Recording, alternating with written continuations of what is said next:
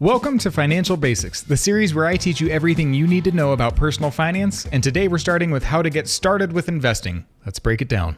The first thing we need to understand is the different types of money you can put into accounts. There's pre-tax, Roth, or after-tax. I'm going to primarily focus on pre-tax and Roth at first. Pre-tax funds are ones that you pay the taxes on later. So you say, I'm going to put this money in before it comes out of my tax, therefore being the pre-tax funds. And then I'm going to pay the taxes later on the basis and the earnings. And then Roth essentially says, I'm going to pay the taxes now, and I'm going to take a big tax benefit later because you don't have to pay any taxes later, so long as you've had the funds for at least 5 years and you're at least age 59 and a half. That typically happens in retirement accounts, so this is something where that should be an attainable thing of what we're looking at if we're getting started with investing. The last type is after-tax funds, where you pay the taxes on the earnings and you just fund it with what's currently in your bank account. If there's one thing I want you to be able to take away from this video, it is the power of compound interest and how you can use that in these accounts so that you can make a lot more money. The importance of compound interest goes to the fact that your money compounds upon itself. So we have this example here where you invest $100 and you earn 10% per year. Historically, the S&P 500 has averaged 10% per year. There are some years where it's up and some years where it's down. But in general, it's like using a yo-yo on an elevator where it's up and down in the short term, but up in the long run. If you invest $100, then the following year you might have $110, and if you earn 10% on that, you would earn another 10% on the $110, not $100. So now you actually make $11 of interest, not 10, and it just continues compounding and compounding. And you can see that even just with $100 investment in this example, you can get nearly $5,000 by the time that you have 40 years of investments under your belt. If you wait another 10 years, you actually end up with $12,500, which is absolutely insane. And you can see just the longer that your money's in there, the more it compounds and the less work you have to do and the easier your life will be. Step 1, you have to pick an account type.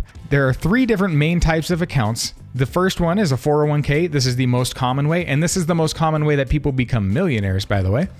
Roth IRAs, which is another retirement account, or brokerage accounts. And we'll break down all of these in more detail. 401ks are a retirement account type. They are set up through your employer, and they usually have an employer match, which I almost always encourage everybody to use. It is free money, and you almost never want to turn down free money unless you have incredibly bizarre financial situations going on. Taking that employer match is one of the best things that you can do for your financial future. Payments are also deducted directly from your paychecks, which makes it incredibly easy. Automation is one of the key important parts of being able to grow your wealth. You also typically have a pre-tax option, and in a lot of accounts, you'll have a Roth option as well. This is different than a Roth IRA, which we will break down next. This also gives you amazing tax benefits for both the pre-tax and the Roth options. The second account type, being the Roth IRA, is another retirement account, which is set up by you. This is not set up by an employer. It's really rare that something with a Roth IRA is set up by somebody else for you. You typically have to go and create this, and you fund it with your own bank account's money. So you don't have to have it set up by an employer. It doesn't come out of your paychecks. You have to take that step, and then you have to be able to contribute to that. That's in most situations. There's a few exceptions, but generally you're setting this one up, and it has incredible tax benefits. When I say incredible, we're talking about basis and earnings being tax-free by the time that you take those funds back out. So this is an incredibly powerful tool. Next, we have a brokerage account, which is a non-retirement account, which is also set up by you, and it uses after-tax funds, but it has less of a tax benefit than the Roth IRA. So this is a shorter term investment account rather than the long-term retirement accounts that you would see. You can still use a brokerage account for long-term investing, but you have less tax benefit if you're taking it out in the short run.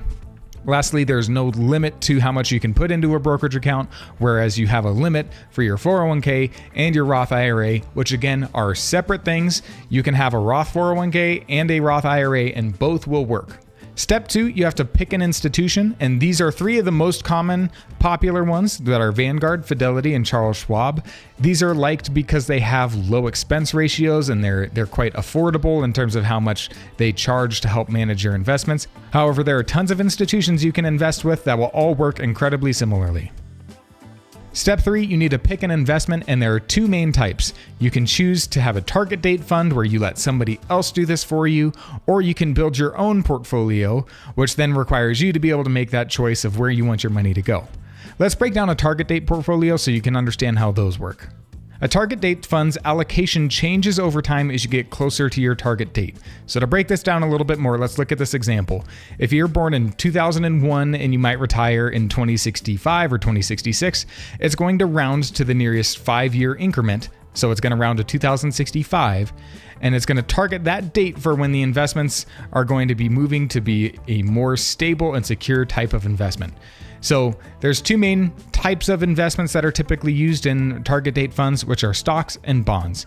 Stocks tend to be a lot more risky, so there's a lot more up and down in the short term, but in the long run, it tends to yield a higher return. However, bonds tend to have less up and down and is a little bit more stable. However, it doesn't yield as great of a return. So in the long run, we like to hold on to stocks to be able to take advantage of that yo-yo on an elevator where it just keeps going up over time. But then as we get closer to retirement, you don't want the yo-yo to be down, and you don't want to be short on half of your retirement account by the time that you're age 65. So now we introduce bonds so that you end up having a little bit of a mix, because when stocks go up, bonds tend to go down and vice versa. So they sort of stabilize each other, and somebody will all manage this for you, and you don't have to worry about it if you pick a target date fund. But at least now you know how it works. You also have the option to choose your own fund, but again, you have to kind of know what you're doing, and if you're really torn on where to start, a good place is a target date fund, but you can also research your own investments, or you can speak with a financial advisor to get their opinions on it. The more wealth that you have, the more sense it makes to speak with a financial advisor, since they might be able to give you more insight on a strategy that might work better for you. Step 4, automate everything. One of the biggest reasons a 401k is the number one reason people reach their millionaire status is because it's automated, it's easy, you don't have to stress about taking the money out of your account every couple weeks, it's done automatically. So just make it easy on yourself. It's rare in life that the easiest thing is often the best thing, but that tends to happen in personal finance. If you're trying to time the market and you're trying to figure out, I think it's at the lowest, or I think it's at its peak, you're most likely wrong. It's almost impossible for you to be perfect at that, and people get emotional about their money and they make poor financial decisions, and they sell when the market's going down, which is when, if you're continuing just to be buying, you'll be better off. And they'll tend to sell when they think it's at a peak, but the stock market's almost always going up in the long run, so then you're just going to miss the potential future growth that might happen there. So don't try to time it. 90+% of people who try to time the market fail, and they're worse than people who just do what we call dollar cost averaging, where you average the amount of time that you're investing in the market. So you're averaging how much each dollar is doing, and you're contributing every other week or once a month, or however often it's set up for your different account type. So continue to make it easy. Don't be trying to time the market, just keep it going. And that leads to the last step of don't look at it. Again, people start to make emotional choices when the market's down or when it's high. And then if you do that, you're going to throw off your whole plan. And the easiest and generally best thing is if you just continue to buy. Always be buying, and you'll be a lot better off than everybody else. So feel free to go to any of those financial institutions' websites, or another local one, or another place that you found if you're interested in any of those, and you'll be able to go set up an account type, whether that's 401k, Roth IRA, or brokerage. If you like this content, make sure to like, comment, and subscribe. Let me know what videos you want to see next, and thanks for watching.